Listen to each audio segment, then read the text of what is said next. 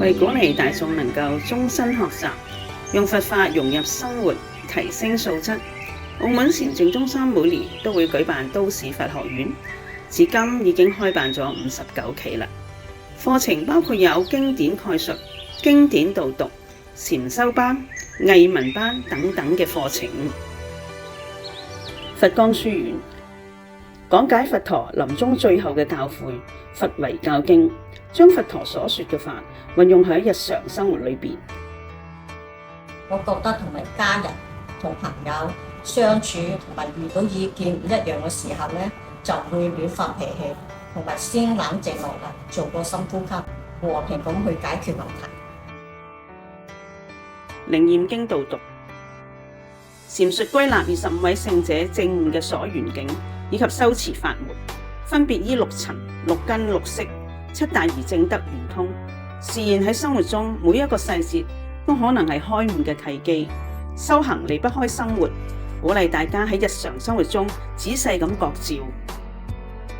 喺靈驗經導錄入邊咧，我就了解到25位圓通菩薩咧，佢哋所修行嘅方法啦，當中咧包括有用6根所修得道嘅，就令我感受到我哋只要好好觀察啦，善用我哋嘅6根咧，都可能係我哋得道嘅因緣。禪修班，現今社會紛亂，人人備受壓力，禪修班領喺繁忙嘅生活裏邊，透過靜坐管好自心，清靜安住。禪修班原來裏邊係好多學問向裏邊。我參加咗禪修班之後，我遇到好多事都覺得好平靜。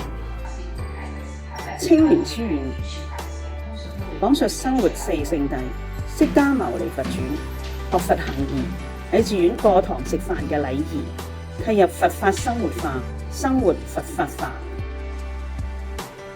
好似師父咁樣講到啦，例如我哋生活上面遇到好多執念啊，咁亦都有講到無常啊，同埋苦樂參半啊等等，咁令到我生活上面咧，即係面對好多唔同嘅問題或者困惑嘅時候咧，都好坦然咁樣面對。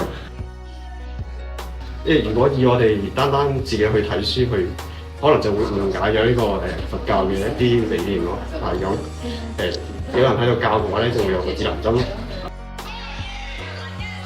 三好兒童夏令營，小朋友喺歡聲笑語裏邊學習做好事、說好話、存好心，將三好嘅種子植根喺心田，並且學習烹飪、DIY 製作、認識中藥材、慈善探訪等等，度過一個有意義、不一樣嘅暑假。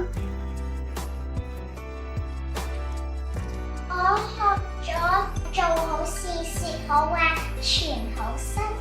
禮法同埋問訊，我每日都向佛菩薩問訊。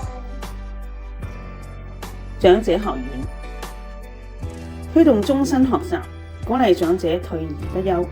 課程有動有靜，動嘅有強身健體嘅8段錦，靜嘅有抄寫經典，適合唔同嘅長者參與。上長者堂嘅喎，我係特別中意上嗰人間姻緣嘅堂啦。唱完歌咧，心情係好好噶，好舒服噶。每星期咧都好盼望快啲要上堂。其實生活咧又好充實喎。喺過程裏邊咧，還學到一啲佛法噶，好似我哋唱嘅三好歌啦，能用喺生活修行裏邊噶。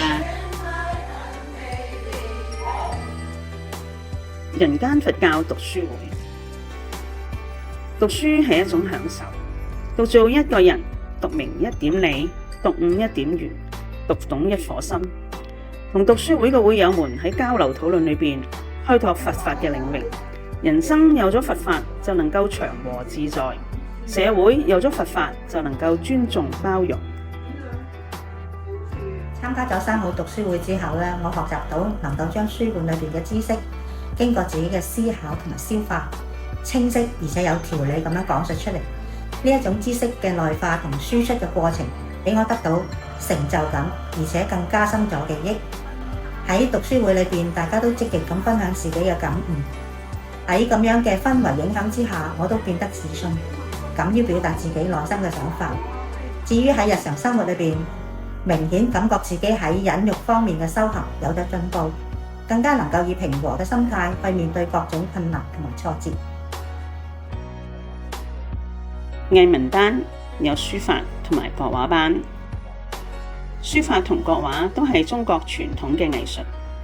學習書法喺書寫時候能夠去除雜念、平穩情緒之外，更能夠活化大腦；而畫畫更能夠寫出生命。畫畫係唔係呆板嘅，係有生命嘅。平日多觀察植物、動物嘅生長形態，我哋記喺心裏邊。當畫畫嘅時候，透過筆就能夠呈現出嚟啦，做到心到、手到。呢啲同師傅上人所講嘅念佛要口到、耳到、心到係相通嘅。自從報咗呢個班，每個禮拜我哋都有固定嘅時間留喺屋企自己畫嘅。咁喺創作呢幾個鐘頭嘅時候個心係感覺特別安靜嘅。咁就算出邊幾嘈都好啦，我都可以好專注咁樣畫咯。我都感受到佛法中所講嘅嗰份從容自在。咁原本就好浮躁、好唔安定嘅心都會感到好安靜啦。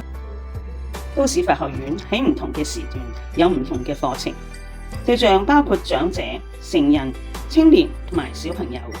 體驗佛光山中鋒以教育培養人才，讓寺院成為人生嘅加油站。喺現今動盪嘅社會，人心脆弱，而有正確嘅認知同埋觀念，先能夠解脫身心嘅煩惱。新一期嘅各項課程喺3月份陸續開課啦，已經開始接受報名啦。大家好好把握因緣，一齊嚟閱讀人間佛教嘅真實意義啊！今天要跟各位講的，不退轉。現在我們大家有時候做什麼事，哎呀，我灰心了，我不要做了，好事不要做了，生門難開。有時候受了一點氣，給了一種冤枉委屈，哎呀，我非常失望，我不要做了，我退行了。有的人信仰稍微受了一點能量、一點挫折，我不要信了。這個退轉是很可惜。這個人生呢，最大的成就，你有了信仰，不能退轉。這個信心，你退轉，你不退轉就向前嘛。